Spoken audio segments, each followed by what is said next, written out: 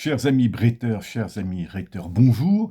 Ici Thomas Grimaud et nous allons continuer notre petite présentation générale de la rhétorique. Avant tout comme quand vous êtes à un oral ou à un examen écrit, peu importe, un entretien, avant tout le rhéteur se doit d'avoir un état d'esprit en 3 volets. 1, écouter. 2, définir. 3, combattre. Écoutez, le premier mot de la règle de Saint Benoît, qui est Saint Benoît le père des moines en Occident. Or, nous sommes dans une culture qu'on n'aime pas, peu importe, qui est essentiellement chrétienne, et donc cela a irrigué la pensée, et donc les doxas chrétiennes de la population française, qu'on y croit pas, peu importe. Le premier mot de la règle de Saint Benoît est ausculta, écoute. Ô fils, les préceptes du maître, incline l'oreille de ton cœur. Votre état d'esprit doit être d'abord d'écouter.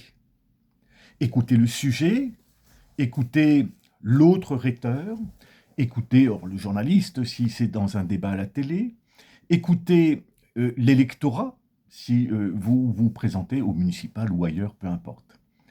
Ce mot ausculta donne le terme auscultation chez le médecin. Imaginez un médecin, vous arrivez chez lui, bonjour docteur, et le gars, sans même vous écouter, il vous dirait « Ah bah toi, t'as le cancer des oreilles. » Bah attends, mec, doucement, enfin, faut peut-être d'abord m'écouter en premier, quoi. Ou alors écouter les résultats, je sais pas, de la prise de sang, ou je sais pas quoi. Donc, ausculta, l'écoute est le premier état d'esprit. Mais vous allez me dire, ouais, mais c'est une référence catho, moi je suis pas catho, moi j'en peux plus de ces références catho et compagnie. Ok, d'accord, très bien, ok, d'accord. Alors on va prendre Toto, et vous allez dessiner la tête à Toto. La tête à Toto, 2 yeux, 2 oreilles, 2 narines, 2 lèvres, et une bouche. Ça veut donc dire peut-être que l'homme a été conçu, créé, fait pour voir, écouter, sentir, toucher 2 fois plus qu'il ne parle. Alors vous allez me dire, ouais, mais après les trucs catho, Toto, c'est quand même nous prendre pour des débiles. Ok. Alors on va lire Sir Alex Ferguson. J'ai le texte là, c'est pour ça que de temps en temps je quitte la caméra. Sir Alex Ferguson, il a fait un bouquin qui s'appelle Leading, Manager pour gagner. J'ai l'édition Marabout 2016. Et ça a été traduit en je ne sais pas combien de langues, parce que Ferguson, c'est Ferguson. Enfin, en termes d'entraîneur de foot, c'est le top du top. Si vous dirigez des gens, dit-il, au premier paragraphe de son premier chapitre, pas à page 228, tout au début, si vous dirigez des gens, il est utile de savoir qui ils sont, comment ils ont grandi, quelles mesures permettront d'exploiter au mieux leur potentiel, et ce qui risque de les inquiéter.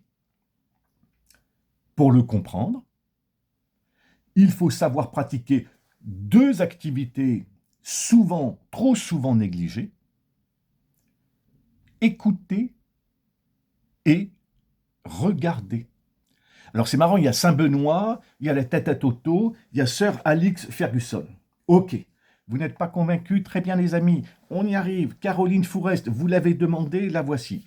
Caroline Fourest, c'est l'égérie du mouvement MeToo, et donc du féminisme ici outre-Atlantique, enfin de ce côté-là de l'Atlantique. Elle a écrit son dernier bouquin qui s'appelle Le Vertige MeToo chez Grasset, Paris 2024. Selon elle, peu importe notre opinion, nous écoutons ce qu'elle dit. Selon elle, MeToo est une chose excellente, mais MeToo a connu des abus. Et ces abus risquent de détruire MeToo. Donc, elle va expliquer qu'il faut changer sa façon d'être et de faire.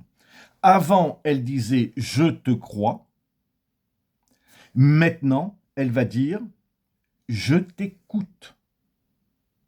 C'est-à-dire que l'écoute est première pour pouvoir justement distinguer le vrai du faux, l'acquisition, du rejet et compagnie. Et il y a avec Benjamin Duhamel une très bonne interview où elle présente son bouquin et c'est très très bon. Vous allez me dire, oui, ok, très bien, mais nous on est en politique. Eh bien, ça tombe bien, écoutons Olivier Faure. Olivier Faure, premier secrétaire du Parti Socialiste, qui appelle de ses voeux l'écoute.